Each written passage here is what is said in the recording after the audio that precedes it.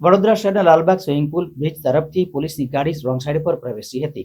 કાયદાનો પાઠ ભણાવતી શહેર પોલીસ જ્યારે ટ્રાફિકના નિયમોનું ઉલ્લંઘન કરે તેની સામે કાર્યવાહી થશે કે કેમ તેવા સવાલો ઉઠ્યા છે. વડોદરા શહેર પોલીસે હાલ ઝુંબેશ હાથ ધરી છે.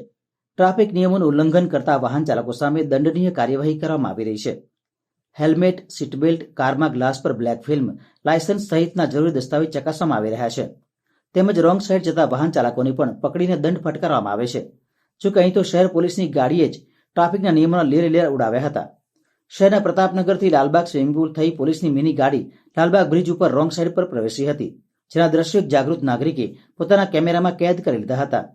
અહીં માત્ર પોલીસની ગાડી નહીં, બીજા પણ કેટલાક વાહન ચાલકો રોંગ સાઈડ પર પ્રવેશ્યા હતા, જેના કારણે સામેથી આવતા વાહન ચાલકોમાં અકસ્માતની ભીતિ સેવાઈ હતી.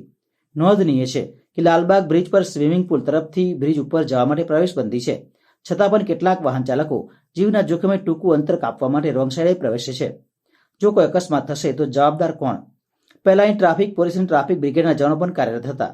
જોકે હાલ અહીં કોઈ હાજર રહેતું નહીં હોવાથી વાહન ચાલકોને છૂટો દોર મળી ગયો છે, જેના કારણે સામે આવતા વાહન ચાલકોને જોયા વિના રોંગ સાઈડે લોકો વાહન લઈને પ્રવેશ કરી રહ્યા છે.